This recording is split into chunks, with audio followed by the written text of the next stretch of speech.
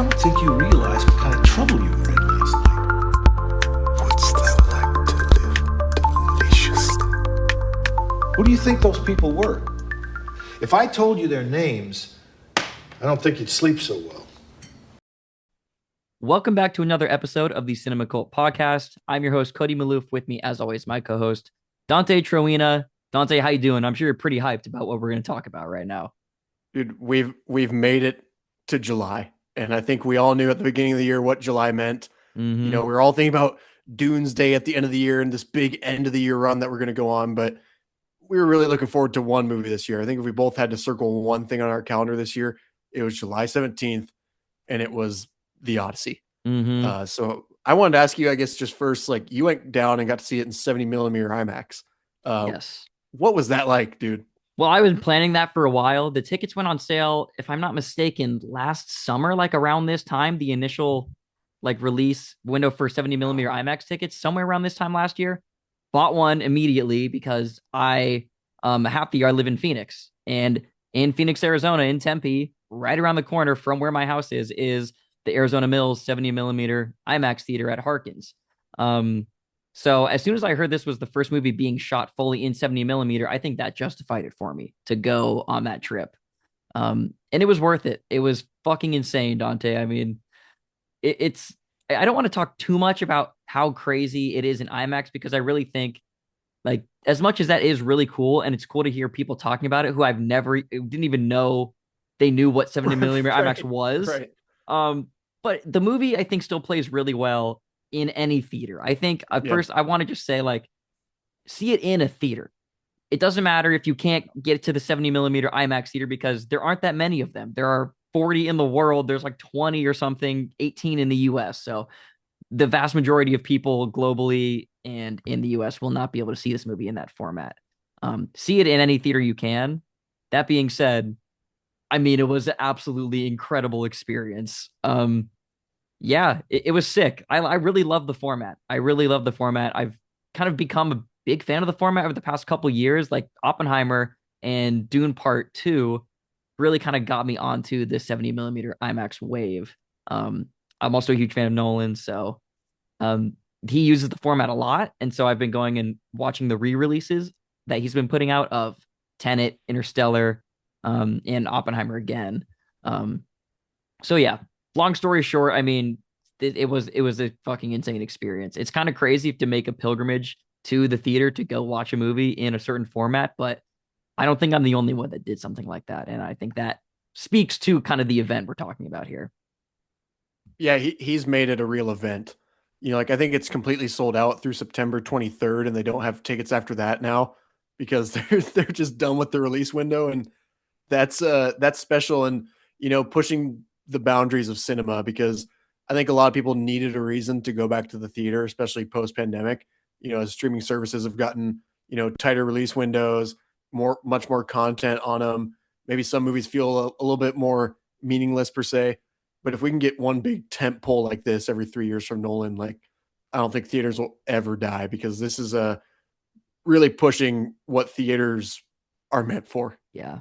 Yeah, I mean, in more ways than one, if you want to talk about the 70 millimeter IMAX format, they're pushing that technology to its capability, to like the maximum, of its capability.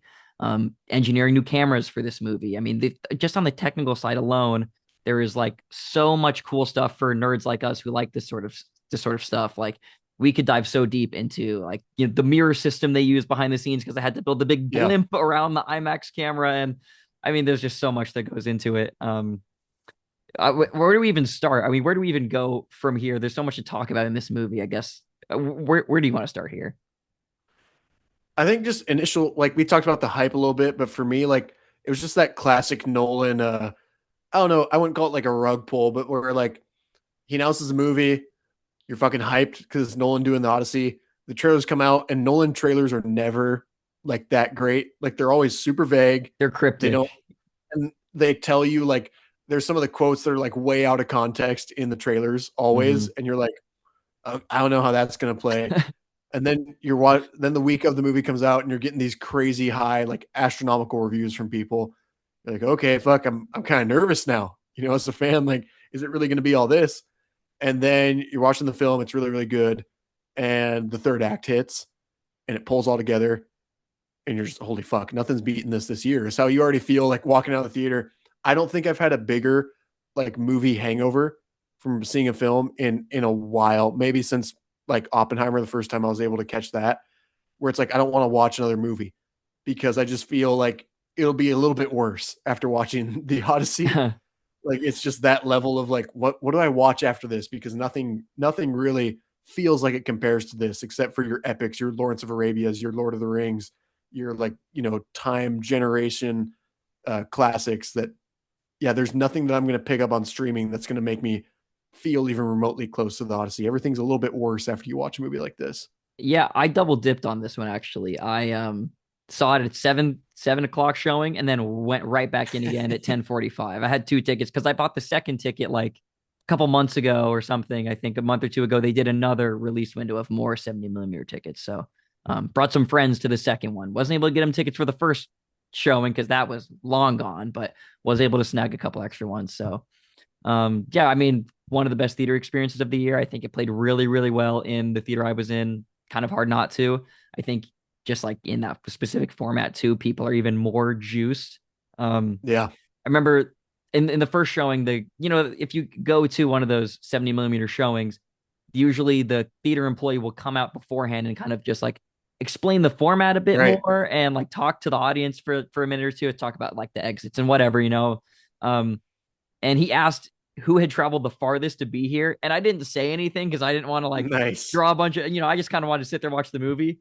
But someone said like, oh, I came from Denver. And I'm like, that's pretty sick. Anyone further from Denver? And I did not get up and say I came from Alaska because I think that's like, Yeah. I'm just mogging the It's fuck out of showy that bit, guy. yeah. But, Yeah. but, Oh yeah, yeah, bitch. it plays really well, for a crowd. And, it was a truly great experience. The story, I Dude, mean, you want to just get right into it, or what do you got? well, quick, like playing well to a crowd, dude. I sat next to Nicole this whole movie, and I don't even know if she liked it till the end or not because we were both just so like we held hands in the theater or whatever. But I was so locked in that I didn't even know how she was feeling about the movie, and I don't think she knew how I was either because I did not make eye contact with her. I didn't react to a scene with her. I didn't. There was one scene that she reacted to that I knew she liked, and it was when they opened the gates and Memnon is standing there, and she went, "Pull." And Mm-hmm. so I knew she liked that, but we didn't even talk or look at each other till the end of the movie for any little scene, any context, anything, because we were so just dialed in. Mm-hmm. And just from the jump, I think like Nolan, these whirlpools he creates, I think it's really similar to Fincher, where all of a sudden you're just in the movie and it just kind of drops you in and you're just figuring out, getting your bearings of the land. Like you almost feel like you're a part of it. Just, I don't think I've been that sucked in by a movie in a while. And this is somebody that, watches a ton of movies, loves talking about them, loves getting invested in them. And I was just in from the jump with this one. Where do we start here, Dante? Just Matt Damon as Odysseus. I mean, we can talk about Nolan a lot more, but I think we should just start with like the star of this movie, the cast. I know for anyone not aware, I mean, it's the Odyssey, so it's a lot of people Yeah. already know it, but there definitely are some people who I think are more tangentially aware of some of the elements that have actually like read the actual Right. story. I think Matt Damon is a good person to start with. I think he's perfectly cast as Odysseus. I really Yep. love him in the role. He has this kind of everyman quality that Matt Damon just like is so good at. He's like an incredibly famous, good-looking movie star. Everyone knows him, everyone loves him, but he feels so approachable and he feels like a guy that and that like knows you. And he brings Yeah. that to Odysseus. And he also brings this like really like badass nature and this like leadership role, but he's also a bit flawed. And there's a lot going on here. I think it's just great casting by Nolan. Again, I mean, he is the third time he's worked with Matt Damon. He's utilized him expertly in their previous two films. So I think it's really cool that he was finally able to find a starring role for Matt Damon. Yeah. It's you buy into him that he's this leader of men and that they want to go on this journey with him or on this, like he's obviously the one in charge, but you buy it when they're second guessing him too, because Damon plays those flaws just as well as he plays the strengths of Odysseus. And you get why maybe they'd second guess him because he has this plucky nature, even down to like when he's in the Cyclops' cave and he goes, "Yes, cheese. It's good." It's good. Like just little deliveries of lines like that are what makes Damon, or like the little grin on his face, before he fires another arrow into the Yeah. Cyclops. Just little stuff like that where it's like, yeah, this makes the character really well rounded without getting too much. Like you see some of the old clips of like the TV show, I'm Odysseus, and it's Yeah. just like this weird, like overly charming guy. And it's like, no, a charming guy doesn't always have to be charming in every scene. Like he just has that whimsy nature to him in a way, which I thought was really fun. But he is still really charming. Like that scene that's kind of going viral. There's a ton of clips of this movie going fucking triple platinum on Twitter right now. But the one I've been seeing lately, just like the past day or two, is him stringing the bow for the first time and like in the flashback and plucking it and then shooting the arrow through the axes. And it's like Anne Hathaway is all like just like totally in love with him. And he just like has this like kind of sheepish grin almost as he's like, yeah, like I'm the fucking man, Yeah. like I do this Yeah. shit. It's just it really brings you in. I really enjoy it. I enjoy Matt Damon and everything. And I haven't seen a movie of his in a little while, I would say, that where he is like the main character, right? Where he is the star. Maybe I'm just forgetting some stuff, but I think he's been in more ensembles as of late. And so it's great to see him back. And I know he said this is the hardest movie he's ever made. I think a lot of the cast have said the same. And it really shows. I mean, the effort, the attention to detail, everything, it's all there. Yeah. I don't think there's much since just going through quickly, like since Ford v Ferrari or like the last duel, where he's been the main star of a film. But those are Like just still scrolling on through right now. those are Like, yeah, ensembles too, right? Like he is, right. Ford versus Ferrari, it's just as much, I would say, Christian Bale, maybe not quite as much, Yeah. but like really close. And then Well, last if you duel, want to Ben go back, Affleck. it's The Martian. If you're Sure. going real Yeah, back, yeah, definitely. it's that. And so yeah, that's cool to see because he's just one of like he's slowly gotten to this conversation where he's always been a great actor, but now he's one of the best, across a couple generations or across a couple decades of acting. And that's really cool to see because I remember him first from Born Identity because my dad freaking loved the Bourne trilogy. Yeah. And that's the first time I ever saw Matt Damon was actually as Jason Pretty good fucking Bourne, introduction. dude. And seeing him now as Odysseus, like it's like this weird career path that makes sense. That's not weird in a bad way or anything. It's just like he has definitely done things his own way, and it's been really cool to see because it does almost feel like as much as people joke about Nolan making the Odyssey like 20 times before making it, I think Damon's been trying to get home for a while in his career too. Is some of the Mhm. joke that's going on, and it's like yeah, they've both kind of been tied to this story in one way or another. It feels like it makes sense. The puzzle pieces are just inserted perfectly into their place with these two kind of leading the way here. Yeah, it's a classic Nolan ensemble cast. We have some returning characters. We have some, people in previous Nolan films returning to the fray. Himesh Patel, I think, has a really cool part in Yep. this movie that I really enjoyed. Haven't seen him since Tenet. He wasn't in Oppenheimer. Right? So haven't seen him since Tenet. Um, Went back, rewatched Tenet a little while ago, forgot how good he is in that. Kind of Yep. forgot maybe he's like one of the new Nolan guys. Like that's kind of interesting. Mhm. John Bernthal, Tom Holland. What did you think about the ensemble specifically? Like, what did you think about Tom Holland as Telemachus? Fine. I don't think he like stood out like a sore thumb like some people are saying. I thought he was fine. I don't think the script like gave him a ton besides searching for his father.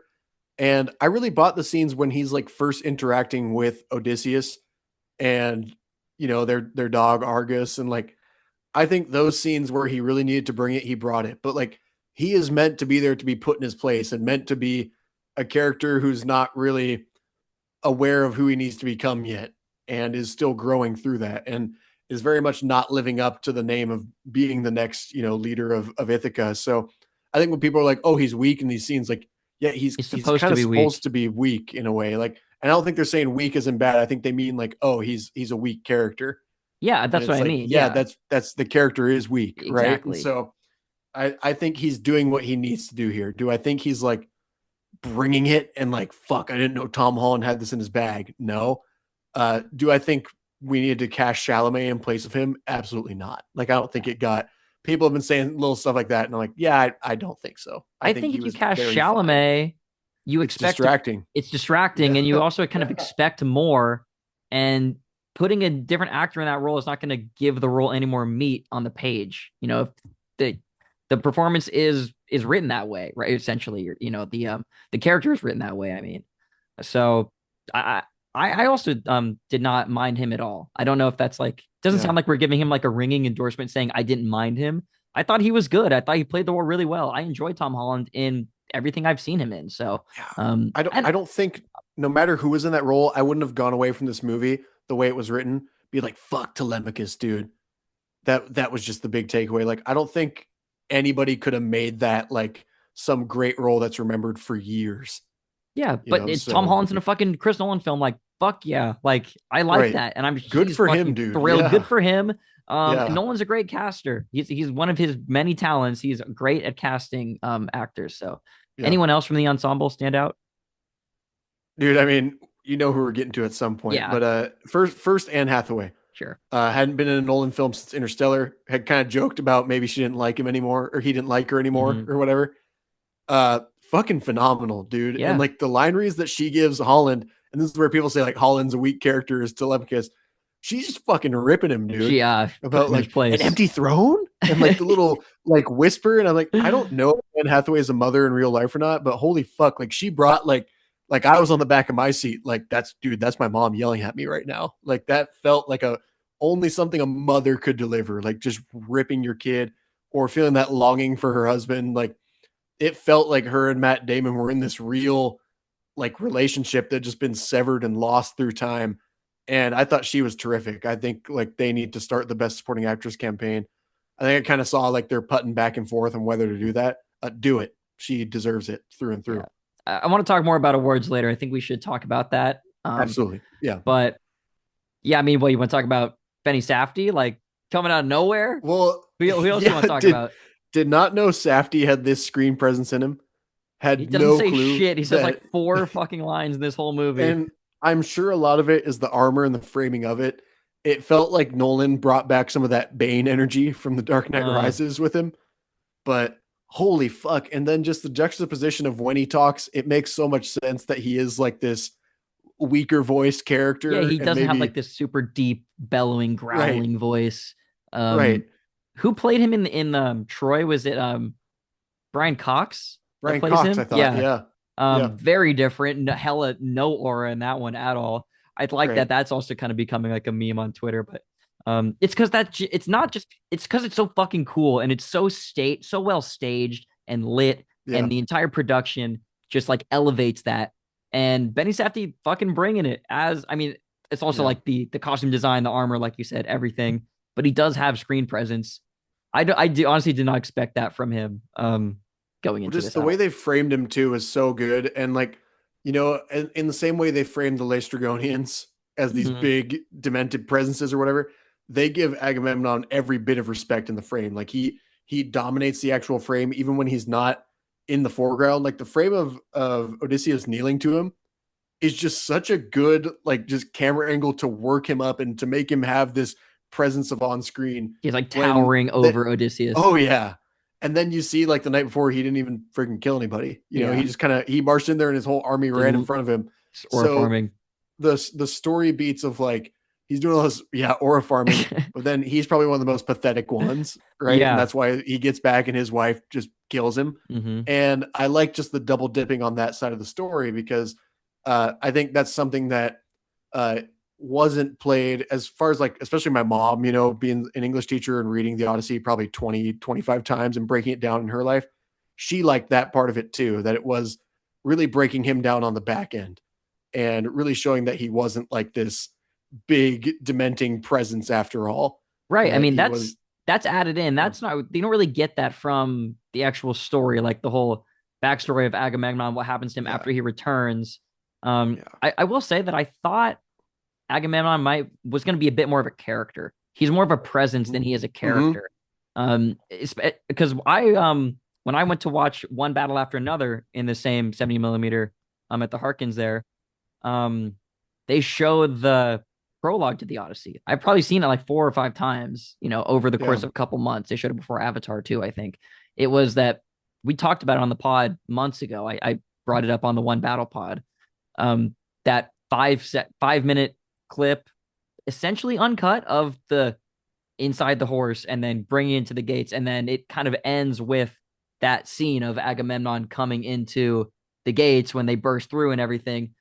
And I was like, fuck, like he looks so sick. Like Benny He looks like Safdie the does it main guy. absolutely Yeah. crazy. And he's really not even in the movie that much. He's in like what 4 minutes or something, 5 minutes Mhm. total. But we do get the scene of him in Insane presence for that. Yeah. insane presence. Time at the club, impact at the club. Yeah, Yeah. exactly. I do Yeah. like the scene of it when they go and talk to him in Hades. He actually gets Holy to shit. speak, and Yeah. he gets to we get a little bit more about him. That's an awesome sequence. Yeah. Just going down the cast, Corey Hawkins, like really good at just Sure. being a sniveling asshole. Also And barely in he's this movie, but yeah. barely in this movie, but playing off of one of the best, like we'll talk about uncomfortable conversations for directors, but for actors, dude, Pattinson, Mm, holy shit, he's bringing it here. I just love every bit of him being on screen, chewing the scenery up, just being a sniveling little fucking devil in Ithaca yeah. I mean, and he's our guy. abusing Zeus's law. And he's a big part of tying the themes together at the end with Zeus's Yeah. law. And Yeah. so him being that big of an asshole, just the shot of him carrying out the dog and that smarminess on his face, and we're gonna put him on the pile of shit, and like that's he's special, man. Everything he brings to every project is yeah, I Dude, can't he's grade honestly Pattinson like one enough, of the dude. fucking greatest out right now. I mean, he is just Yeah. on another level. Pattinson, the taste, the execution, the Yeah. style, the fucking story. Like he is really like one of one. He's not doing it like no one else is doing it like him. I can see why people that are like 10, 20 years older than us just can't wrap their heads around it. Because the Twilight thing. Because yeah, could you We were a actually bit too young imagine? for that though. When that was all Right, going on, that we're kind of like right. we were aware, but it didn't So we really. like kind of knew him, but We I weren't feel like we in. can Yeah, accept him easier. And so imagine if we were cinephiles 20 years ago and now we're seeing this guy pop off. Like I'm sure we'd enjoy it all the same, but it would be harder to wrap your head around because you just always see him as, I don't know, this character, and I just also it's was just never into Twilight. Like I've not seen all the Twilight no, movies. I think I've seen like two of the four or whatever randomly, but like I don't think about when I see him, I don't think about him as Twilight and no, not at all as anymore. Edward. No, And I and mean, he's done a lot to not for a change that. while. Not for a while. He's done a lot to change that, and that's really what is so cool about the trajectory of his career. Is he has done so much over the past 10 plus years. I think you could say starting with Good Time with his buddy with Benny Safdie and Josh Safdie. Right. Um, that I think was the start, and um, yeah, I think that was the start of his transcendence into what he has become Yeah. now. Throwing the lighthouse and a bunch of all the other stuff he's sprinkled in along the way, stuff that we really love. I mean, Good Time and the Lighthouse right there, are like two of like my top 50 movies maybe of all time. Yeah. Yeah, he's just the fucking man. Yeah. He's and every role's different. Every movie feels different. And he never feels out of place. Like he just always, and he's such a leading man at this point, and he feels like such a big grab. But you watch him in this film and you feel like he's somebody that should only get 15 minutes of screen time Mhm. and is playing his part well. He's just an incredible character actor. Yeah, And you don't get right, that from a lot of leading men. right. Well, that's what he's doing the Brad Pitt thing. Like he's like a movie star character actor. He's like Right. I am lending all my credibility and aura to this role, and I'm in it for 20 minutes, and it's gonna be the best fucking 20 minutes of whatever movie I'm in. But it's like almost cooler to be the character actor than to be the star in certain times. Yeah. What else we got here? Yeah. I mean, Yeah. any more from the ensemble? I mean, Uh Charlie quickly Theron, Leguizamo, Leguizamo. of course, like really good. Feels like he's gonna get that like just career. It's weird because I still feel like he's pretty young, but feels like a good almost career capper in a way where it's like this is the transition into the old men roles for him or something.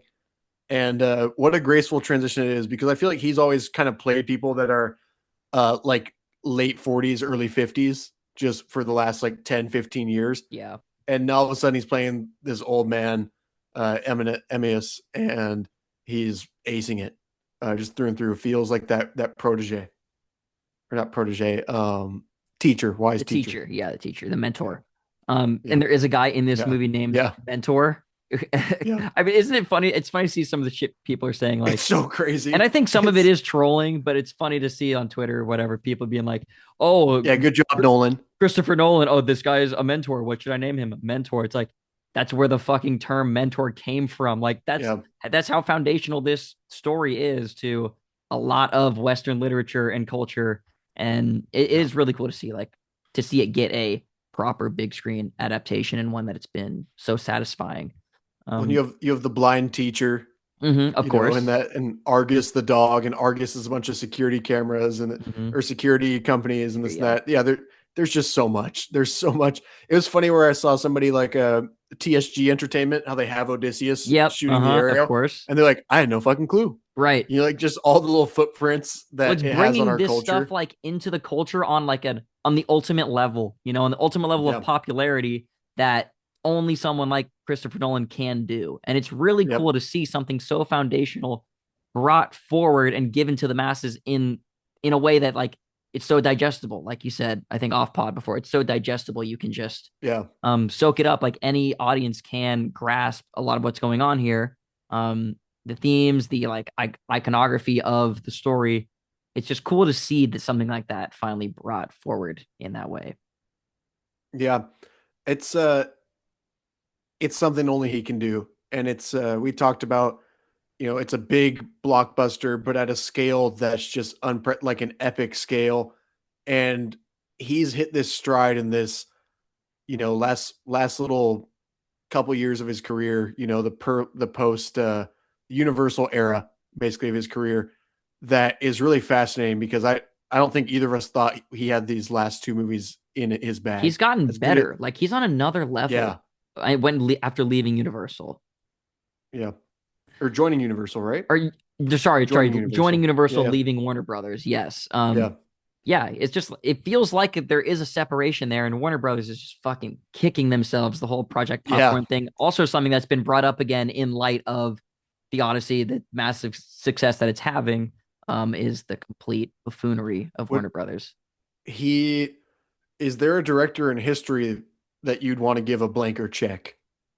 No, I don't think no, so. Like he might be the biggest give him a blank check and let them do whatever the fuck they want hmm director ever. Because a lot of people have proven to crack under this type of pressure, and maybe he'll get there. I hope not. Like maybe he'll go I too just can't see it. I self-indulgent. mean, I I think feel like people he have has a said that good gauge of himself too. he does. You He's know, like self aware. he's not like Coppola where he's gonna go just off the deep end and make some, No, doesn't feel like he has that in him. I Like feel he has too much taste. It is and interesting to he's see not gonna get someone. weird enough. Yeah. It He is just interesting to knows see where his bag someone operates. like Coppola just completely fall off because that's kind of Yeah. crazy. But that's not going to happen with Nolan. I think he's just on No. too much of a different level. And he's more selective than like Spielberg would be Yeah, in a way, exactly. Well, where Spielberg has he's just only going to make a story if he really wants to tell it. Whereas I think Spielberg's behind all his movies, but I do think Spielberg he just be made making shit maybe too sometimes. many movies. Yeah, Yeah, just is making shit. And I just don't feel like Nolan has that DNA in him. Like he's going to make something every 3 years. He's going to pour everything he has into it, and it's going to be a truly Nolan experience. I'm He has interested to that Fincher see. quality to him, where he's very selective. Yes, I got two things for you. First, I am interested to see obviously where he goes next if he goes smaller because I don't really know how much bigger you can go from here. Um, but also I do think people cite Tenet as the quote unquote like failure, The I guess you separator. could say, Yeah. like the Oh yeah. separator, but like Yeah, yeah, yeah. if but you're a fucking dumbass if you think that because that movie absolutely rips. Um, but it also came out during 2020. I mean, COVID, there was like I was like doomed to fail. You can't, if you want to measure box office success, you can't count any movie released in 2020. Nolan, the fact that he had the balls and the like cachet to get that movie released, is like a I don't know what you'd It's say, but big like, baller shit, yeah, dude. Yeah, it it's shows how like pimp much shit. cachet he has. It's Yeah, indicative of the kind of power that he has. Um, I did go see that in the theater in 2020, so like, and that movie is yeah. really good. I did as well. I had the whole road to myself basically. It's it's weird because people give that movie a lot more grace now. Yeah, And it kind of I got think hit hard when it came out. yeah, and Interstellar is one that like Interstellar aged kind of, I think Interstellar aged really well. I think Tenet crept behind it in a cool way too, where people have kind of come around to accept it and realize like, it really has become a meme with Nolan movies where it's like, just feel it, do not think about it. Don't That's try the to thesis understand it. behind Just feel Tenet it. too. Right. And the unofficial trilogy now is what it almost feels like with the Odyssey, Oppenheimer, and Tenet. Like they really do, in a weird way, kind of play together with this, man at the center of the world, where there's these world-defining stakes and nuclear weaponry, going back to maybe the breaking of Zeus's law, to the invention of the nuclear bomb, to then nuclear holocaust in Tenet. And I like that little trilogy there. So I want to talk about that. Zeus's Law. That is the main theme of Yeah. this movie. I don't Yes. think anyone could have told you what Zeus's Law was before this movie came out. It's also not a theme in the story. That's not really Right. something that's referenced. I mean, maybe I did reference like once or twice, but that's the main theme of this movie is like do unto others what you would have them do unto you. Yep. Treat anyone with the respect you would treat a god because they could be a god in disguise. That is like the main thesis of this movie, and like the idea of like hospitality and welcoming your neighbor and being courteous, and that is like the whole idea of the Odyssey for Nolan here. And I thought that was interesting. Yeah. I did not expect that going in. And they do such a good job at defining it and then paying it off at the end too. And creeping in, not in like this way where it like, I don't think there's an oh shit moment in that you're like, oh fuck, like they pulled all this off throughout the movie and how did I not see? There's an oh shit moment of, oh, this is the actual point of the movie and it's all clicking now. Mm-hmm. And you realize how much Zeus's law is laced in throughout the film from, it's one of the first things that Tom Holland's Telemachus does is Yes. escort this beggar out. And they have one thing I like, not to get too off topic, but just this godly nature in the film. And that goes along, I guess, with Zeus's law. But when the thunderclaps are timed, and that was a So sick. lucky I mean, that's thunderclap. classic Nolan, dude. That's so fucking sick. Like if it recurs like 3 or 4, maybe 5 times, like perfectly timed. Oh Like yeah. the idea that the gods are there, but we don't actually see them in this Right? movie. They're just Besides, playing their little games, we see or their Athena a couple puppets or times. whatever. Yeah. No, go ahead. Just such a cool period, and cool to see Nolan's take on it, because I think I don't think there's anybody who doesn't like Greek gods, like who doesn't think they're interesting. Right. So cool. And hasn't learned about them in school in one We way all or read another. Percy I think Jackson. everybody We all got has, into that shit. like Dionysus, the god of wine. Like we all know the different ones. My favorite is Hermes, like it always has been, because I think the wings on the feet are fucking cool. But I think just everybody kind of has some sort of vague familiarity with this. So I like the approach to not show them whatsoever. And, they talk about Poseidon with such reverence and like respect towards Poseidon.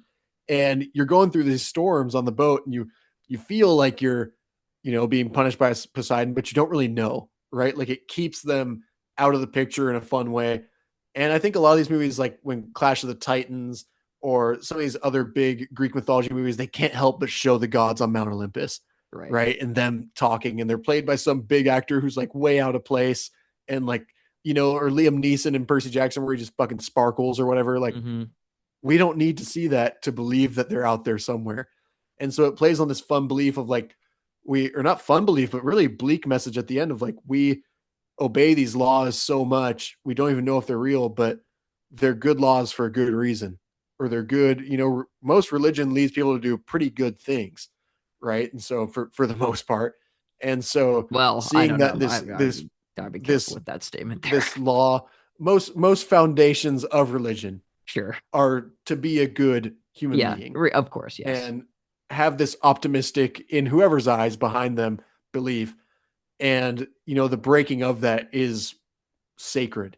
Yeah. And so seeing those themes all tie together without seeing the gods, I think is really important here. And the twist on Athena is one of the biggest. I just said we didn't have an oh shit moment in that we're shocked by anything, but I think it's one of the biggest oh shit moments in that all the pieces fall into place in the perfect way. So what did you take that Athena to mean? How did you interpret that? The girl looked like Athena being beheaded during the sacking of Troy. Yeah, I think Athena was taunting Odysseus in a slight way of his his failure or his breaking of this law and coming down to him with the face Trying of to the teach servant him a girl. lesson. I didn't think that Zendaya was. I didn't think that was Athena's face. Was Zendaya's face is basically how I'm taking it. I think that Athena came down with the face of that servant Taking girl. the form of that You girl know? to fuck with it. Okay, yeah, to like punish That was him. my taking of it. What was your reading on it? Honestly, I'm not sure. I've seen it twice, and I don't quite know how Yeah, to interpret it. If it was like, that's what's fun about it, dude. yeah, if she's like the girl, if Athena is like in the flashback, she's because they're like kind of having like a joint flashback during it, or Odysseus is flashing back, I Yeah, guess, talking about it, and he's picturing that girl as Athena. He's breaking and he broke Zeus's law by literally, killing someone during the sacking of Troy, right? And Athena is punishing for that. I don't know. Like, I'm not quite sure how to interpret it. There's a couple different ways to read it, I think, and obviously Nolan gives you no answers, and that's kind of the whole point. this is where Nolan made his comment about Zendaya being perfect. That rubbed a lot of people the wrong way. Zendaya's not a perfect actress, dude. In that scene, in that shot, she was perfect. Like I'll say it too. Like that shot just elicited like that whole recontextualizing of Troy throughout the story, and then hitting you with that wham moment, like drew tears out of me, dude. That was a really special scene. And again, what Nolan does really good is like play with time. I think any movie, I always like the trope of like showing you one thing and then showing it to you from a different point of view. Yeah. It's just always a fun, like putting the puzzles together moment. I love the TV episodes of any show when you've been going through somebody's perspective and it's like, now let's play it back from their perspective. Like I've always liked that. But Nolan I think this is the first time where he's done that truly in a film, where he's gone back on somebody's perspective, maybe Memento a little bit. Well, Oppenheimer, I would say. There's quite a few scenes in Right. Oppenheimer where Holy that shit. happens. But holy shit, yeah. But he's done it so well in Oppenheimer and Yeah. now here, where it feels like a match made in heaven of the Nolanisms with classic tropes and just slashing together in such a great way, where he's really good at relacing a story and having everything fit together. It feels kind of obvious, but it's not obvious enough. Like it doesn't feel like low hanging fruit at all, and just really well done because Bernthal telling the story of Troy was fucking awesome. It is sick. Awesome, man. And in a cool Bernthal way. Yeah, Bernthal just fits so good in this movie. Like, he's so fucking locked in. He fits so good. You just really believe that he's the guy in that horse. Like, he's a guy that would get in the horse, and be so fucking hyped to jump out. There were the set stories about him yelling at Chris, "You can't break me, Nolan. You can't break me," when he's in the horse. I'm sure Nolan just loves the energy that John Bernthal brings to a set. Bernthal just gives such great vibes, dude. Dude, let me tell you a story. Everyone want to hear a story about Odysseus. Odysseus and the horse and the Trojan War. Like he plays one character, but holy fuck, dude, he does it so well. Like I get people kind of bashing on him for having no range, but I'm like, that's exactly what he was supposed to do here. Just be doing that. Exactly what he was meant to do. And he knows the job he's been hired to do, and he fucking does it. So right, like, I don't like that criticism at all. I do not subscribe to that. And people are like, well, he's just a big fucking buffoon. I'm like, so fucking what? He's the best at being a big fucking buffoon, even if he is. And I wouldn't even say that. Smarter. I think he's a lot smarter than people give him credit for. Yeah. Definitely. He's much more nuanced in his performances than I think some people are willing to give him credit for. So, I did like your point. I did like your point about the gods. I thought the gods were going to be in this movie when I first saw it. I thought that with all these powerful castings too. Right. Like, and I also all these castings. I had heard the report, unconfirmed rumor, that Robert Downey Jr. had been cast, Nolan wanted him to play Poseidon, but he couldn't because he had to play Doctor Doom. And so that made me think that he was going to get someone else to play Poseidon. He was going to do the gods. He was going to have a scene on Mount Olympus.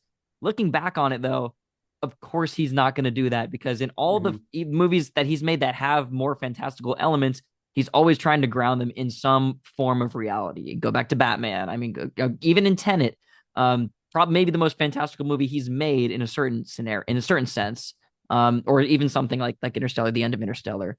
In Interstellar, where you're supposed to think that there's like aliens that are leading Cooper on this mission, and they're really these advanced humans, but we never see them.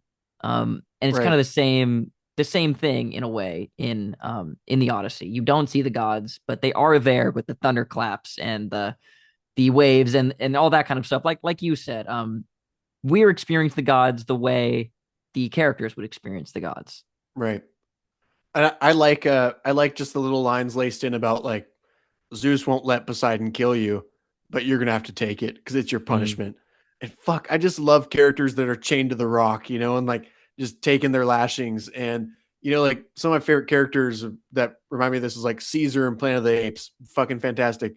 Viggo Mortensen playing Aragorn in Lord of the Rings. Like I just love characters that just have this destiny to be doomed in a weird way, and they're gonna somehow prevail through it and just take it for the rest of us. And I love just these scorned, these scarred characters by their own actions or actions of things that came before them. And man, like this is where I think Damon really shows some acting chops.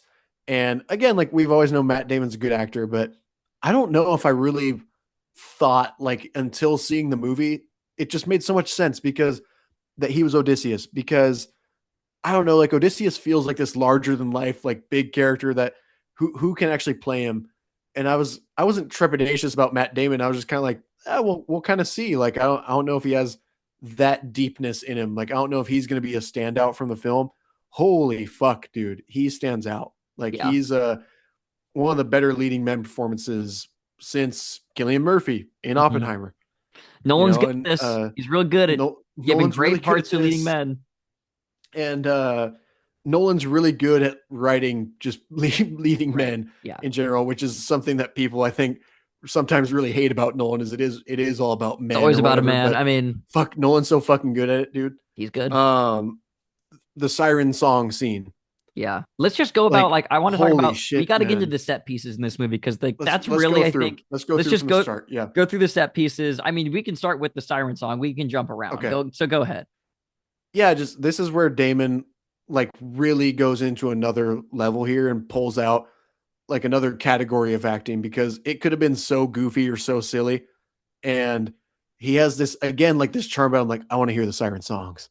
And this smile on his face about doing it. Yes. And it because Yes. I just want to do it. And you're He's like, you like believe so him. But like then giddy about it almost. He thinks he's so yeah, clever. He thinks he's like so yeah. it's going to be so fun. Yeah. But he's never like rude about it or like I wouldn't even He's not no, he's not a dick. it's not like a rude arrogance. It's arrogant, but it's not crossing over into like asshole Yeah. territory. Yeah. And then afterwards he gives a little monologue about like it was the sweetest song you'll ever hear. It's everything you can't It's like have and that everything delicious you itch won't that you have. can't Fuck. scratch. Like, come Mhm. on, man. And that's again like Nolan reaching back into this like writing bag that Yeah. Oh yeah. again like touches the deepest part of what Nolan probably lives for in writing. And Matt Damon just like killing it, dude. That and it's so funny. Like again, I wasn't like thinking it was a bad casting. I was just kind of like, oh, like we'll kind of see. Like I didn't think it was gonna be blowing me away. I thought it was gonna be really good. But for it to be as good as it was with Damon as Odysseus, like man, that's where I think he really earned it. Earned his paycheck here was the siren song scene. Yes. I don't know if I guess you wouldn't really call that a set piece. But this is just a movie of so One many of the great challenges. sequences. Yes. So all I mean, that's what the story is all these different challenges and tribulations that Odysseus and his crew go through along the way. But the action set pieces in this movie are really good, Dante. They're pretty fucking good. Yep. Nolan's pretty good Yep. at this. I would really want to shout out the Cyclops sequence. A lot of, obviously So fun, so much fun. it's kind of the obvious thing to talk about, but it is Yeah. amazing. Nolan going full horror in another sequence in this movie too, the Cersei sequence, with the pigs. But the Cyclops, Cyclops first. Yep. it looks incredible. I mean, there's so much to talk about. The Cyclops, it looks amazing. There's been a lot talked about with the puppet used for scale. I want to say that there's not a puppet in this movie. It is a person shot in a different, location, whatever, on a stage or something, and then comped in, with the other actors acting against what was a puppet. And you could tell it looks incredible. The skin moves and the Yeah. way it's so creepy. And I like how the eye doesn't Kind of blink. warped. The eye is like crooked and it blinks like almost like diagonally, and it's really kind of grotesque. Um, Yeah. Bill Irwin, the kind of famed special effects guy, makeup character actor, plays the Cyclops. Um, yeah, the sequence is plays out a bit differently than the story. But it fits this version, I think. I think it really makes sense in this version. Yeah. The first time, like when he comes back in and he closes that door for the cave, and you don't see the Cyclops fully, but you know, and then that's really where Nolan gets into the horror bag, and then just snatches one of the soldiers and eats them, and Well, then and the we're way just he like, eats them holy too, fuck. just Yeah, so yeah, it's like just like even creepier in a doesn't weird even way. care. Like he's just yeah, he's almost like and then just goes to sleep right after. Hmm. Like almost lifeless in a way, just okay, a snack is here for me. Yeah, Cool.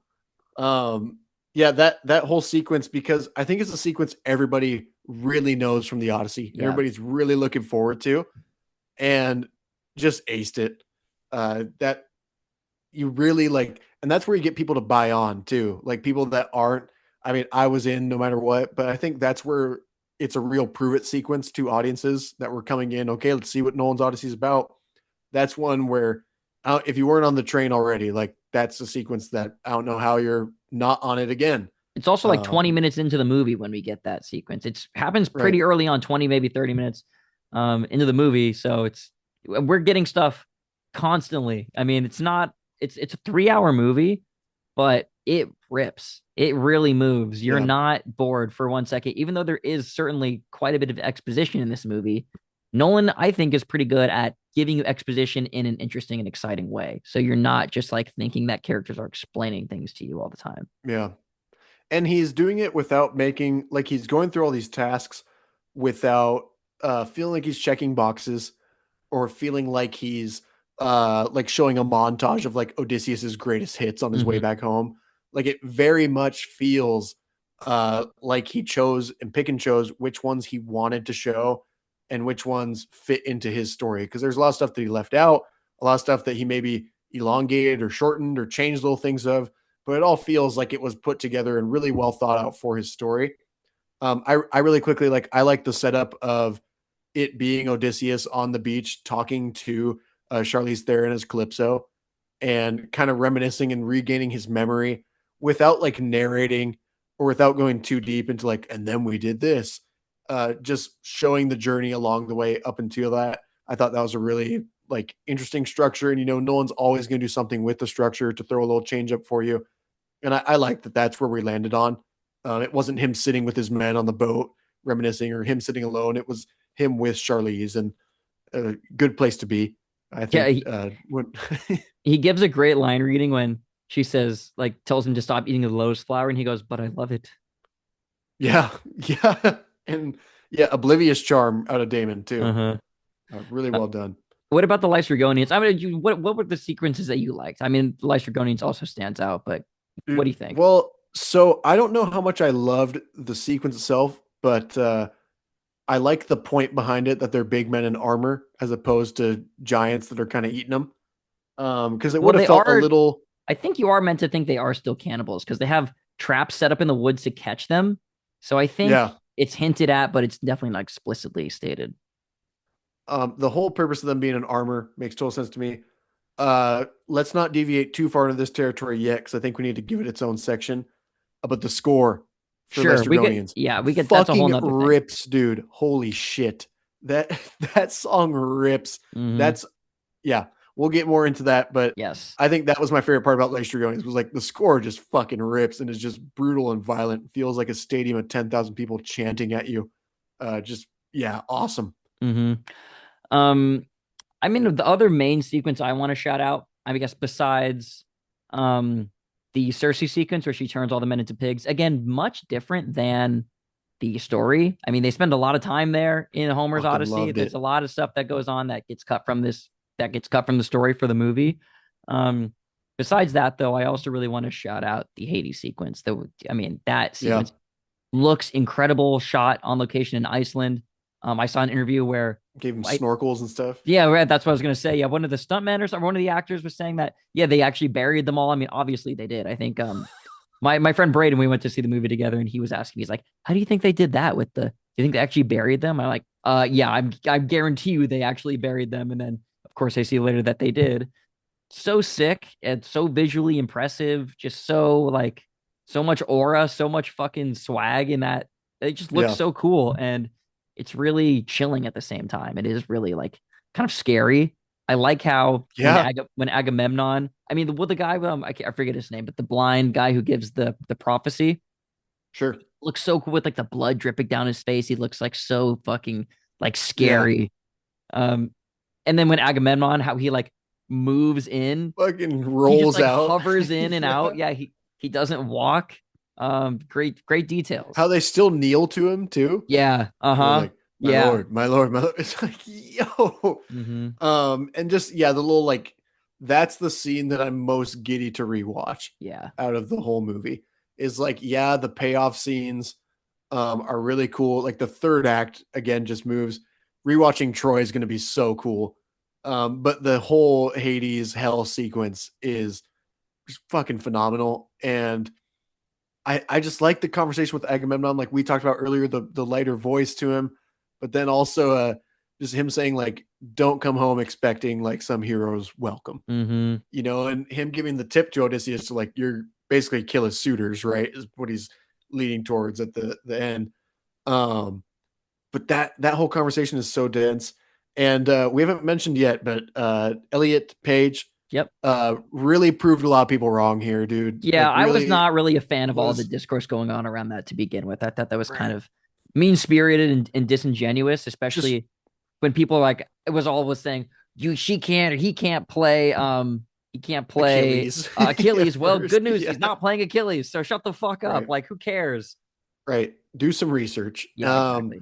I and then also just the quotes about like they say it's the strongest young man he ever knew. That dude's not strong. Look at him. He can't even lift a dumbbell. And it's like, obviously sometimes people say things. There can be metaphors in there. Exactly. There can people aren't saying what they mean. He was the strongest willed young man. And then we get the backstory that shows that Sinon was basically put up for this war by Rob Pat's little fucking minion devious plan there. Mm-hmm. And so I really don't like the low IQ argument of just like, see, it's woke. And it's hilarious because a lot of Nolan's messaging here is that we should just be fucking nicer to people Exactly. and more We should accepting. all come And together. yeah, and those and not just treat everybody with a basic human decency of, you know, basic ass respect. He's not even asking too much, just basic respect. Host them in your homes, treat them like good people. And a lot of people proving that point really wrong and making the movie even more timely in a Mm-hmm. way too. So Elliot Page did fucking phenomenal in that scene. And this is not, again, like in another way, this isn't just patting him on the back because of all the bad stuff. Like fucking phenomenal acting, like had my whole attention, looked like ghostly and fucking nasty. Yeah. And like, there's the little like blood dripping down the face and the all the dirt across the top. And Yeah.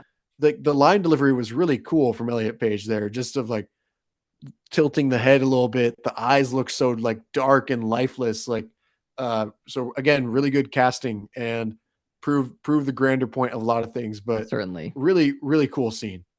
Yeah, I want to talk a bit more about like the effects that went into this, right? And kind of the technical Sure. aspect of things, because I think that's also just another incredible side of this movie. The production design from Ruth De Jong, the cinematography from the now legendary Hoyte van Hoytema, Yeah. and the score from the becoming legendary Ludwig Göransson. Um, Everything is on point here. And obviously it's a Chris Nolan movie, so you know everything is going to be, but you can't just take everything for granted. I mean, this everything came together in such an incredible way. I mean, what should we talk about first? You want to go into the score? Yeah. I'm like scared too, because It's fucking it's sick. also good.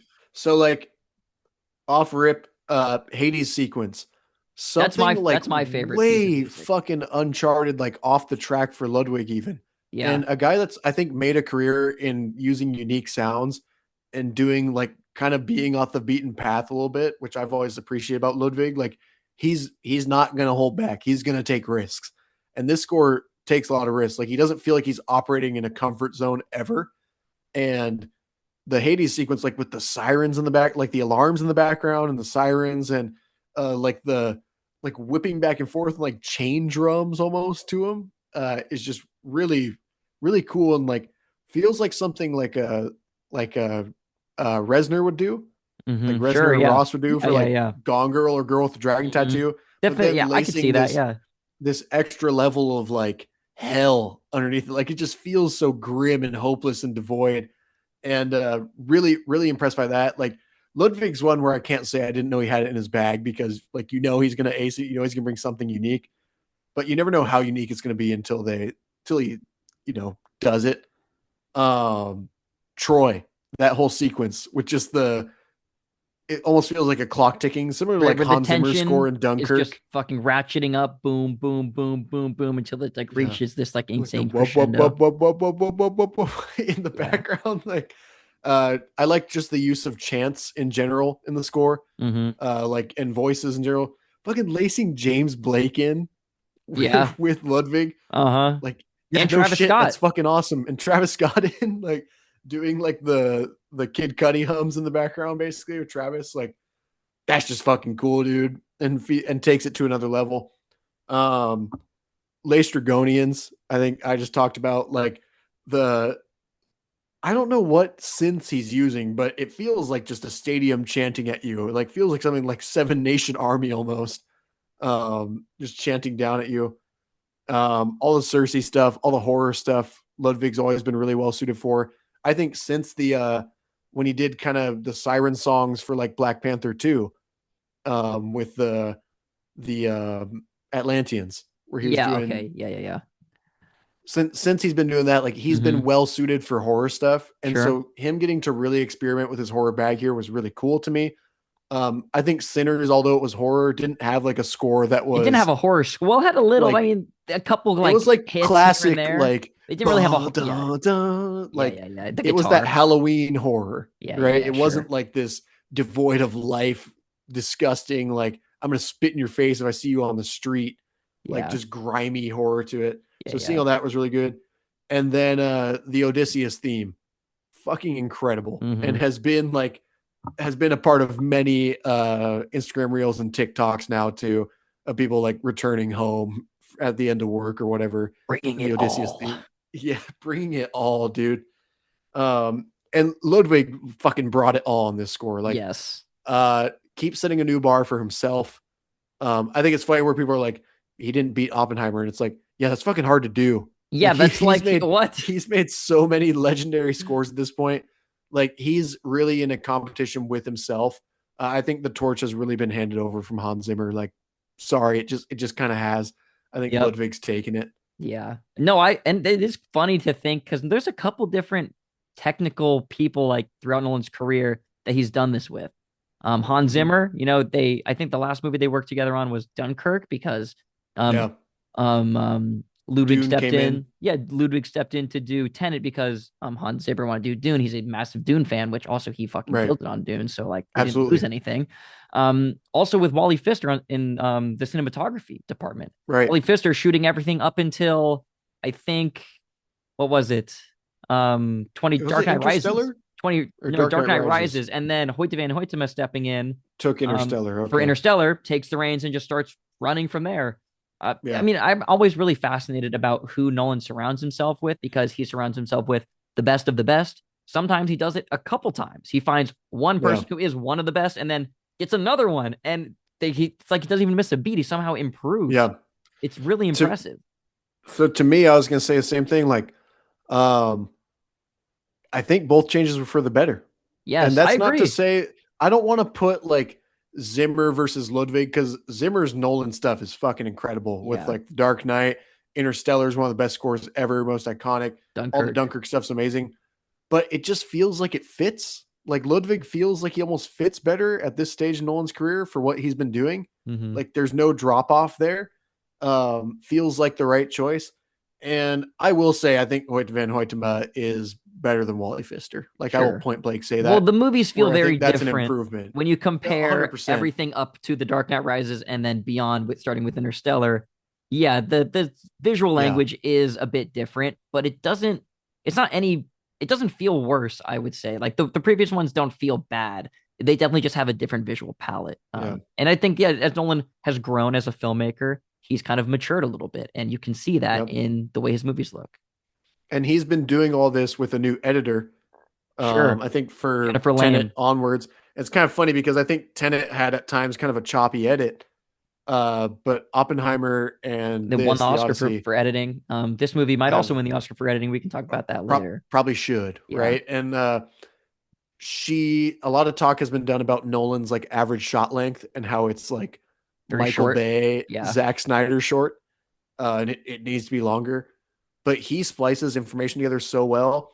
And it's funny because if you look at like all the directors he's up against, like I just saw kind of a graphic of it, he's right next to David Fincher. And who does he really remind me of, especially at this point in his career, is in a way like the movies suck you in like whirlpools, is David Fincher. I think you get transported to another place, and there's different ways of like transporting you, because I didn't know Fincher cut that quick until I actually thought about it, Mm-hmm. right? Because Fincher's movies do feel so meditative and like really intentionally shot and this and that. And I'm like, oh yeah, they all are like 3-4 second shots. And then Nolan's movies do feel like they're operating at this fast pace, but you also feel so invested in what's going on because they're all good shots. There's always movement created. And it feels like it's done with more of a purpose, right? Like we talked about like Michael Bay and Zack Snyder. I'm like, theirs movies don't feel like they're being done with a purpose for shorter shot length. Nolan's feel very intentional for a shorter shot length. Yeah. I'd like to see a graphic of like each of his movies thought out, because I'm sure like The Prestige had longer shots.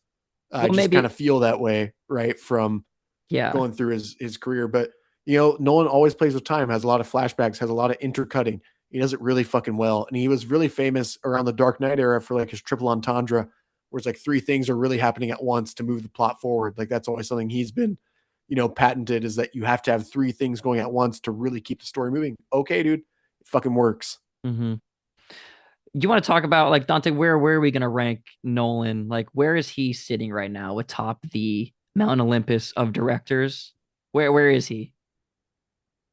It's getting real Of uncomfortable. 21st. Do you want to go 21st century filmmakers, or like all time? All time might be a bit too like, I don't know if we could even do that all time. He's the leading class 21st century. Yeah, the 21st century is the best. Like he's the best. And I think there were a lot of people that were like Nolan fanboys, and these last two movies have shot him into a different stratosphere. Mm-hmm.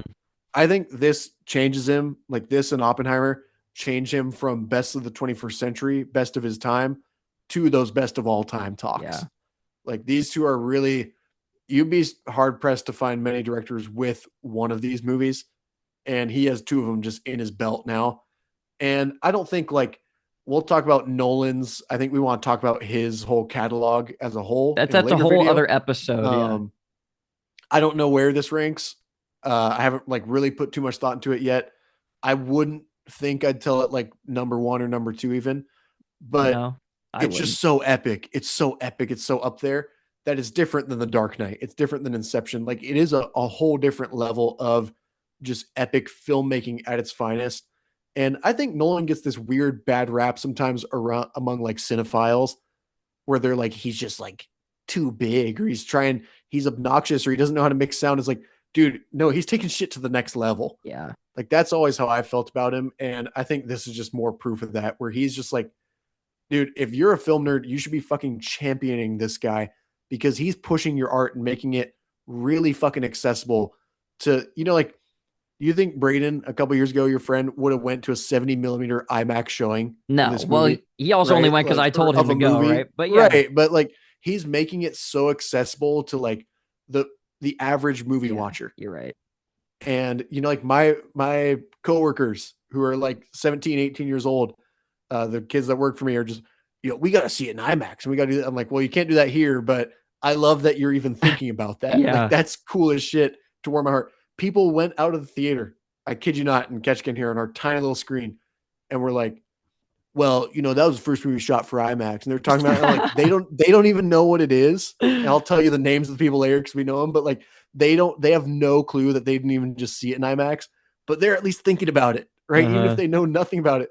And that's so fucking cool. So to me, it's like film nerds should be absolutely championing this guy for just making the art have a conversation around it.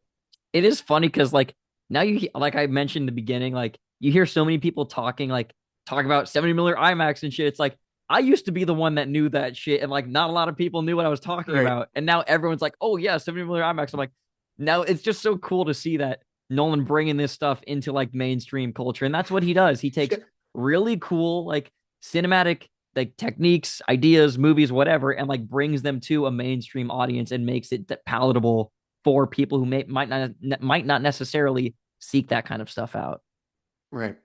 And you go back, it's been floating around Twitter, the whole 8-minute sequence, the chase sequence from The Dark Knight in Oh, IMAX. in the 1:43 ratio, It's yeah. fucking glorious, dude. Uh-huh. But the evolution from that to now, being that was shot on one of the 4 IMAX cameras in the world, and he broke one of them, Yeah. and to now where he's shooting a whole film in IMAX, like this has been this dude's dream for a while. And like, how often do directors actually have a dream that is pretty irrational and they make it work and make it rational and approachable? Like we just talked about Coppola, and we just talked Right. about some of these other Right. directors who have these big irrational dreams for their movies and just can never make them happen, can't make them palatable, can't make them break through to the mainstream audience. Like I think even like Fincher kind of got out of touch now with some of his like somewhat recent work, like Sure. Mank and some of these things that are like I love passion Mank. projects for these directors. I do too, right? But like, Yeah. don't always land as well as maybe the director wants them to. Nolan, it feels like these last 2 movies have been the most passion he's put into projects, and they're landing. Mm-hmm. Like and not just landing, like they're. I think a lot of people would have these as his 2 best films, and that's pretty fair No, to you're right. I me. mean, the ambition is truly impressive, but it's not, you can't just Yeah. have ambition alone. You have to have the skill and the know-how to Right. fucking actually get it done. And that's really why Nolan is impressive, is because, yeah, like someone like Francis Ford Coppola can imagine this grandiose, epic movie in Megalopolis, but he didn't execute it, right? It completely Right. kind of blew up in his face. And I just don't think that is can happen to Nolan. I think Nolan's operating on too high of a level for too long Yeah. to have that happen to him. I think he's so good at executing this stuff and all these like grand ideas that he has. Like, oh, we're Yeah. going to shoot all in 70 millimeter IMAX. Well, we can't. The camera's way too big. It's way too loud. Well, we'll get IMAX to engineer us a smaller, quieter camera, and then we'll get them to engineer these big sound blimps to go over the big ones. And oh, the Right. blimp's so huge, the actors can't see each other on the camera. We'll get these mirrors and we'll set the Right. mirrors up so they can see them in the, it's he Right. he He's a always has a technician. solution. Yeah. Always he is like the ultimate technician. And you can't tell him no. And I just think it reminds me of like what Norm would tell me, my godfather's father, when he said like he worked with both Steven Spielberg and James Cameron. And James Cameron's his own paradox, right? And these directors who like Sure. are too big for themselves in a way. He said James Cameron would always get frustrated because he didn't know how to explain what he was seeing, and he didn't understand why you couldn't just see it. Because he's like, James Cameron was just operating on this different level that we couldn't approach. Like, and he couldn't describe it to us because it's like learning math from a great professor sometimes, where the best math teachers are people who are not good at math or whatever. And he said Steven was operating on this really simple level where he could just tell you, he could break it down to you and tell you exactly what he wanted, how he wanted it, what lens he wanted it with, this and that. But sometimes that's to like Steven's detriment in a way too, where like he can't approach this bigger, like grander idea per se, because he just knows how to make really solid blockbusters. And again, I'm not shitting on Spielberg, dude. He's one of the best as well. Nolan's like a marriage of both those to me. I don't mean to twist anybody's words from that. I just feel like Nolan like has that approachable nature to him and makes it where they're going to figure it out. And he's also getting this insane buy-in from actors. Like he told Matt Damon, this is not going to be a fun movie to make. Right. I think Damon has joked about like, yeah, I didn't really know it was going to be that, but he's getting actors to sign on to like be like the 5th, 6th leading role or in the He'll film, do anything 5th, for 6th him. billing, and they'll just do it because they just believe in him at this point. So he must be amazing to work with, right? Like he must be a dream for actors to work with, and he gets good performances out of him. Like this is weird and off kilter, but like fucking him calling up Travis Scott to be the Bard. I mean, like just making this weird choice that just. But that's how much confidence. It's like this amazing stroke of genius, right? Not really, no. But do I think that it's like this fun choice that kind of plays into like, the rappers are modern day bards, right? And he does have a sense of humor. He totally has this. He's fucking funny. I mean, casting Travis Scott in this movie is fucking hilarious. Obviously, they worked together on Tenet. He did this. He did some music for the soundtrack, whatever. But yeah, he totally. But he just has so much confidence in himself. Like, Right. we're gonna do this, and it's I'm gonna gonna work. do it. Yeah. Like the same thing with the Bane voice in Dark Knight Rises. That I think is the first test to me, and maybe even the Christian Bale Batman voice a little bit too. Is like we could either get laughed out of the park with this, or it's gonna be fucking iconic. Right. And he has not missed. He has not missed with that shit yet. Right. He has so much balls and he has so much faith in his audience. I think people say like, oh, he says so much exposition. He doesn't believe you're a smart viewer. I'm like, dude, Nolan to me has so much faith that his audience can pull shit off. Yeah. He said Tenet was a tester for the audience just to see what I could get away with. Basically. Yeah. I was like, what the fuck? Like the fact that you're so sick doing a whole film like that and saying like, yeah, it's just to see if you guys will respond to this. Fuck it. Like, try that's this. Crazy. See what and you that's make where of I feel like I talked about like really quickly. You said like Tenet ripping, but I said Tenet being a separator. And I think that is like a separator in his career where he gained even more confidence going forward and was like, fuck, I can take some really wild swings here. We're like, he's always taking big swings, but this feels like post Tenet. It's almost like this pressure got off his shoulders in a way. And he's like, okay, I can tell these crazy big stories that are unapproachable in a way and make them approachable. Do we want to quickly go? I know we have so much more to talk about, but do we want to quickly talk about maybe what's next for Nolan and some ideas that people have been floating out there? Everyone's been saying horror, and I think that's smart to say. I don't want to kind of be basic and say that he's going to make a horror movie because I've been seeing that floating around a lot. But I mean, that's the logical place that I think he would go. I can't really think of any other genre that he hasn't really done yet. I mean, not really. I guess I shouldn't really say that, but I just think that is kind of the logical next step for him. There are two great horror sequences in the Odyssey that I think are more horror than anything he's ever done. He also kind of dipped into it a little bit in Oppenheimer with the faces melting sequence there. That whole third act is fucking horrifying. Yes, exactly. In Oppenheimer. Yeah. Yeah. He's good. He's good at using his themes or torturing his main characters. Yeah. Like he's really good at it.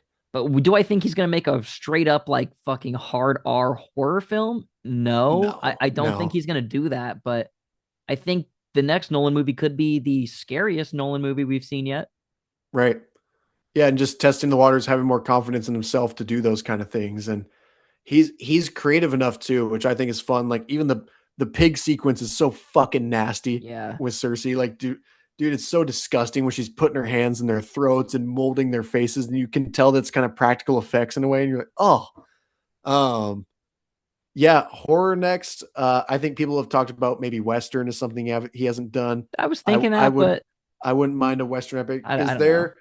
And then people have talked about unapproachable stories, like stories that have not been told on the big screen.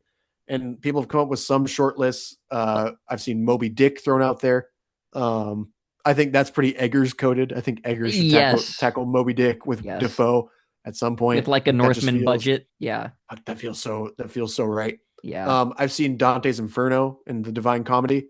Holy fuck. I'd love to see Nolan's take on that, especially with his last couple movies having more and more religious themes in them. I think that would be very interesting. Paradise Lost could be one as well in that same vein. And then also, I think one that people have not thrown out there, but people have said the Western idea of Blood Meridian would be really cool for him to approach, which is another Cormac McCarthy novel. Yeah. No Country for Old Men. A lot of people have said it's unfilmable, that you couldn't tell it. And I kind of like Nolan, like going, he made Oppenheimer, which felt like this big swing that was given to him on the set. It's funny with Pattinson being in this film too, because he started Oppenheimer and started kind of this role that we're going down. But then kind of looking at like, what are the stories that haven't been told? Well, do you think we're going to get the helicopter movie next? Right. Needs to be told. What about that? Whatever fucking happened. That was also crazy. When was that? Remember when that broke and then like a week later, they're like, no, actually it's the Odyssey. Whatever happened to the fucking helicopter movie remake of Blue Thunder with Tom Holland, and was Matt Damon supposed to be in that too? I think Matt Damon. Yeah. Yeah, maybe we'll get that next. I mean, that was because of a working title or something. Oh, okay. It did sound sick though. Honestly, like that fucking sounded dope. I was fucking ready for that. Like, do you think like, cause it always feels like he's trying to emulate something in his career where like Dark Knight was like the Michael Mann stuff. Yeah, it's Heat. Yeah. Right. It's Heat. Interstellar's 2001. Interstellar's Kubrick, and Oppenheimer is his historical epic, but also Mhm. he's done the Odyssey now, which is, more Oppenheimer's David Lawrence of lean. Arabia, essentially. Right. It's like his version. Yeah.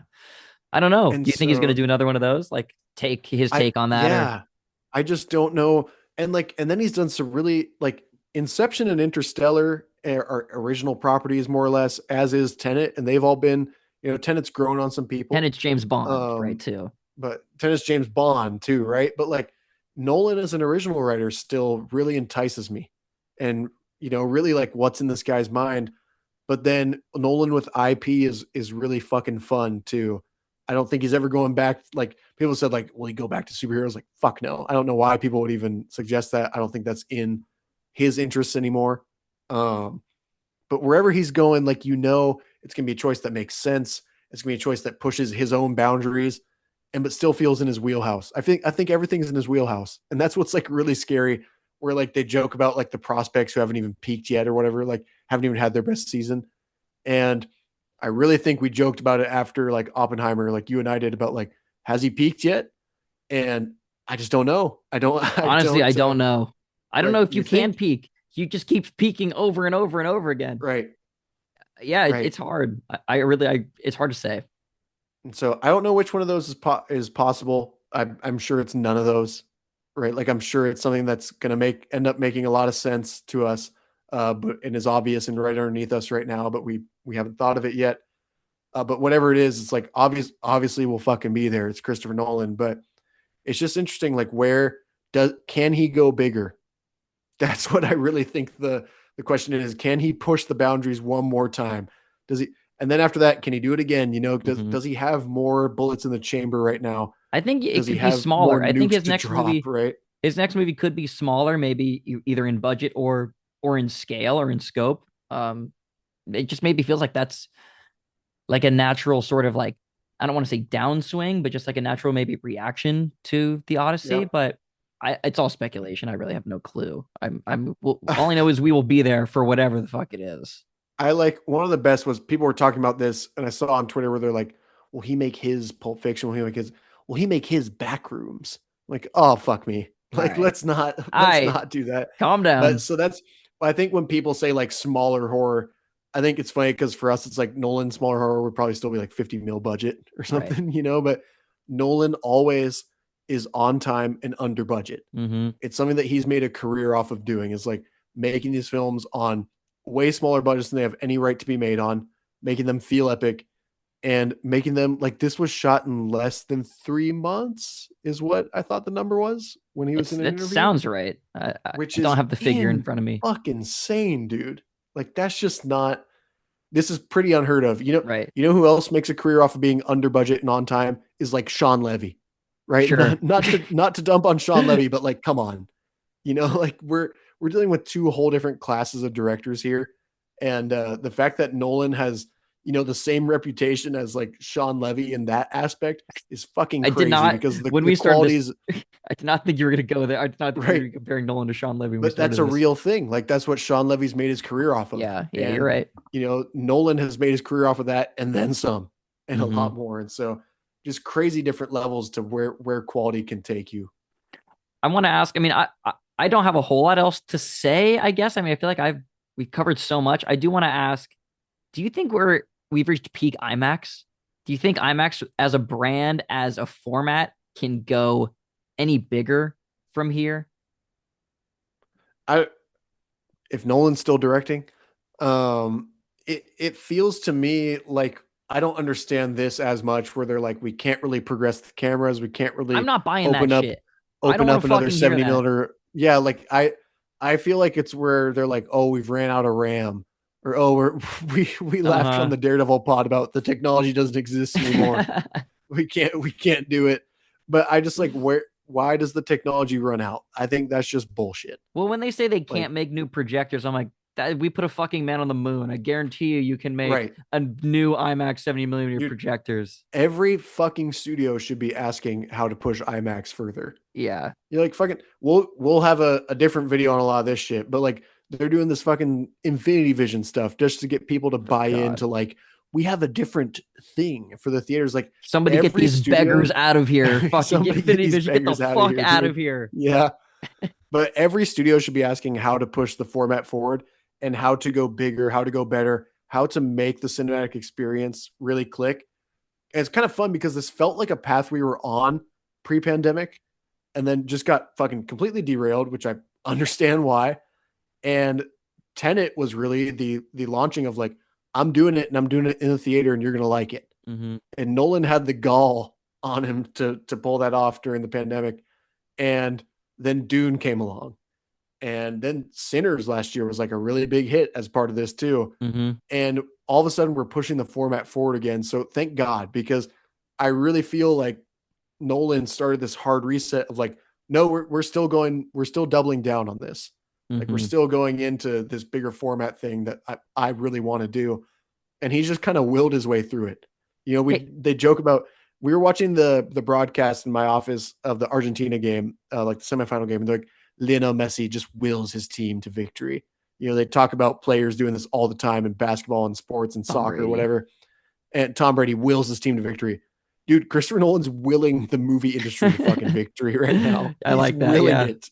Uh-huh. Yeah, he is. He is like the fucking champion of cinema right now. Like Tom Cruise is the president of movies. Nolan is like the fucking god emperor of movies or something, you know? Yeah. But yeah, he really is like building this format up to like, I think ultimately like the highest height that it can go to. I wonder if he's going to shoot the next movie in all in 70 millimeter. I mean, Yeah. because with him, he's done 70 millimeter in every movie since I guess not since The Dark Knight because he doesn't use it on Inception, which I find fascinating. That's why he didn't use any IMAX photography on Inception. But every Yeah. movie since Inception That'd be so cool. has been. I mean, there's Dark Knight, skipped Inception, and then every movie after that has used IMAX cameras in some capacity. So I wonder if he's going to use it all in the next film, or if the story doesn't serve it. Blah blah. You know what? I just kind of wonder where he's Yeah. going to go from there. I'm really intrigued. It's really cool to Google now because so we did no prep for maybe this conversation, which I actually want to dig into a little bit more. Like all time ranks. We did no prep. We did no like we didn't both All-time write out a top 5 or top 10 list. All time directors, all-time directors, like for me, or what do you mean? Like just in general, where do we right? With think Christopher Nolan? Nolan, where does he rank around there? And I'm like, okay, is it top 10? Is it top 5? Because I think before this it was like top 10, surefire. I think he Yeah, has to be on there. Is he getting up to top 5? Because we have like that's you tough. Google it and it's cool because his name's really up there now. Oh, Like sure. when you Well, for Google it, and popularity that's wise, like fair. of course, but it's like it's so arbitrary to say top five directors because like who are you even fucking talking about here? Are we Right. talking about In like so many different genres. Kurosawa, Bergman, Federico Yeah. Fellini? We want to go like international. I mean, I'm trying to like stay One away from like is the obvious American names here. one. It Um, feels weird because like Scorsese pops up, but I'm like, I don't feel like Scorsese and Nolan are a comp. You know, like they're so no, different in what no, they've I don't. made, right? So it's really hard to fill out that list because if you know you love them for all these different things. But let's talk about directors that are like similar to him. Is it like, are you choosing? I think this is a real conversation now, and you might think it's delusional. Nolan or Spielberg, Spielberg. I think Nolan. right? Like I think that's a real Nolan. conversation now, and Yeah, that's fucking crazy, well, because Nolan's the modern guy doing it now. You know, Spielberg. If you right? cut Spielberg off at like a 99 or something, right? But I guess you can't do that because Right. he's made some great movies after that too. But he's also like you kind of mentioned with Spielberg earlier. He's making a lot of shit. He be making shit. Sometimes it's Yeah. really good, but he hasn't. I wouldn't say he's made like a true classic in a while now. So I don't know if Yeah. he's quite got the juice that he used to. Obviously, he's like Steven Spielberg. He's made a lot of the greatest movies of all time. He is one of the greatest, but that's why I think it's hard to do this thing though. Well, it's funny because I wanted to throw out some other names, but really quickly, like we talked about Nolan not like doing something every 3 years. I think Nolan won't have that overexposure too. And it's funny because he made fun of Tarantino's, not made fun of it, but he was like, I think it's a stupid rule, the Mm-hmm. 10 movie rule that Tarantino has. You shouldn't box yourself in like that.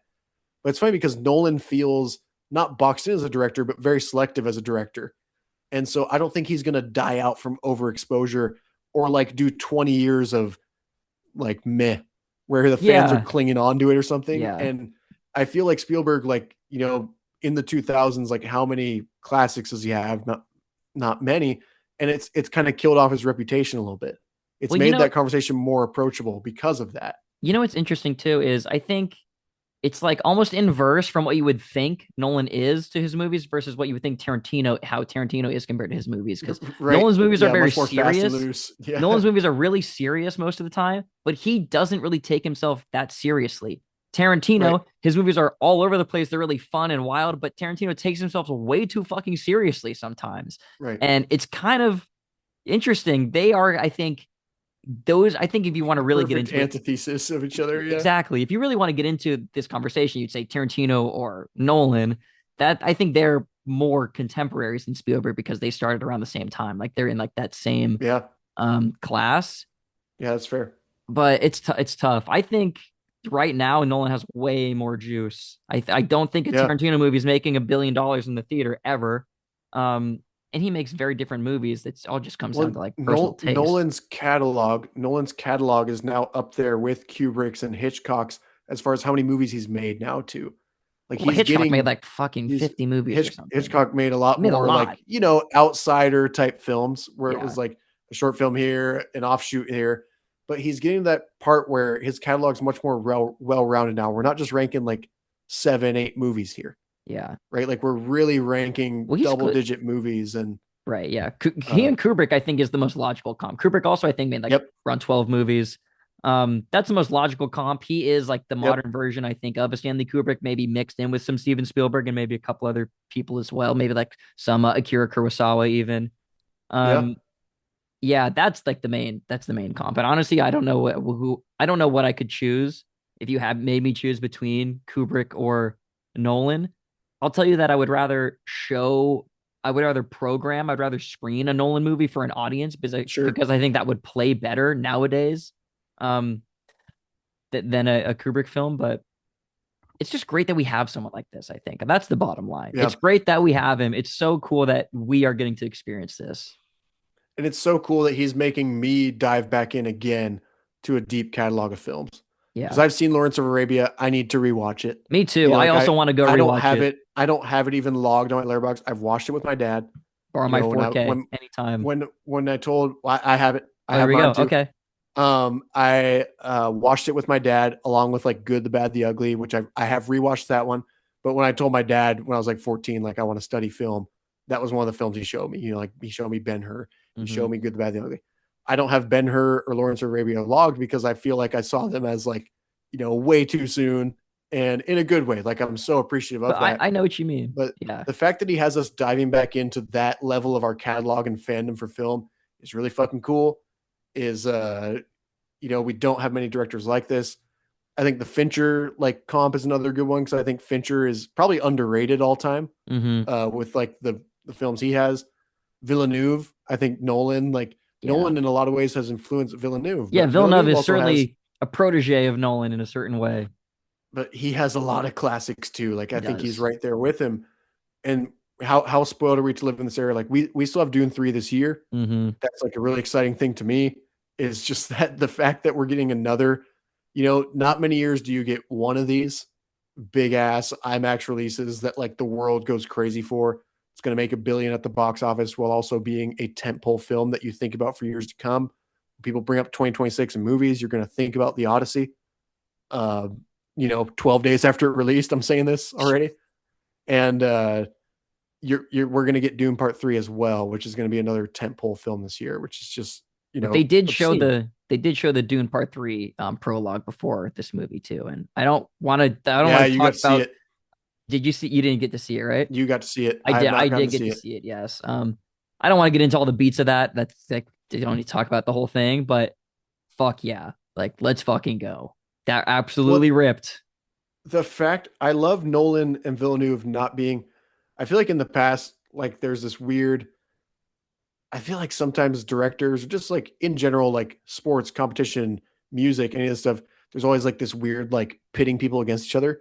It almost feels so wrong to pit Nolan and Villeneuve against each other because they feel so like they're on the same wavelength. And the fact And that they're Villeneuve's buddies too. intro, They like their support buddies, each I guess other. the intro to it was like It was Villeneuve was saying he was like, thanking thank you Christopher to Nolan, my dear friend. thanking him for letting And him play the so fucking prologue. cool. And Villeneuve sitting there and saying, like on interviews, like Tenet's the best Nolan movie. Like he will Hmm. full on Yeah, fight for because he that, knows and ball. Because fucking that's so Villeneuve, what he's fucking fucking cool, talking man. about. And so the fact that they're all like wrapping into each other, and even like I brought up Fincher, but like Fincher handing his keys off. This is a director that's not in this conversation, but Fincher giving Kreger a bunch of help with Yeah. weapons. Like the fact that the directors are all feel like they're helping each other, and then you have fucking outsider Tarantino who's just hating on everything. Fucking, why is Tarantino now the old fucking crotchety why? man? Like, what the fuck That's happened so to him, sad. bro? That's It so sucks. sad. It is fucking shitty. But all these directors like handing off little keys and secrets to each other. And again, like this is how they keep the art growing and how they keep it going and how we get these new waves of like, we have this cool, exciting year where we were just talking a couple of weeks ago about the narrative being this new wave of horror. And now we have like, oh fuck, like classic 50s, 60s cinema is kind of back in Yeah. practical effects and bigger screens, bigger theaters, bigger. And like we've improved on these things that, these original directors dreamed of having. And so that's just really fucking cool, man. And that's what makes Nolan release so special. Like Mhm. I like that he doesn't, again, oversaturate or sodomize himself, where he just like, it comes out every 3 years. It's going to blow your socks off. It's going to be talked about on another pod. We're going to rank them all. And it's going to be tough. It's going to be really tough to beat this. It's going to be really tough for Nolan. Like in 2029, it'll probably be July, third week of July, 2029. There will be something that will somehow have to skip over this and keep his peak. And if I'm a betting man, I'm betting on him to somehow fucking do it. Yeah. And that's crazy to say. Yeah. I mean, I think that's a good place to leave it, Dante. Do you have anything else that you want to touch on before we end it here? That's it. Him, Ludwig, we talked about on the Oscar pod way back. Ludwig, how many Oscars will he get over under in his life? I think he just got another. Yes, I agree. I don't think we really need to get into all the awards talk because I think it's a bit too soon. I will say that this movie's going to win some Oscars and it will be nominated, I think, across Absolutely. the board for like almost every single category. Yeah, it'll be in a dead heat. Yeah, with this and Dune Part 3, I believe. That's really all I've got. So fucking The Odyssey, incredible, Dante. I'm really glad we got to see this. This was our most anticipated movie of 2026, and it always feels good to check that one off the list. So, if you haven't seen The Odyssey, watch The Odyssey. Go watch it right now. I mean, what the hell are you doing? I think they have. Yeah, I think everybody has. Checking off the box. It's always good to check it off the box, Cody. It's always good when it lives up to the hype too. Yes. And we've had a couple straight years where things that we've really been excited for have lived up to the hype. And that's another rare time we're living in. So check.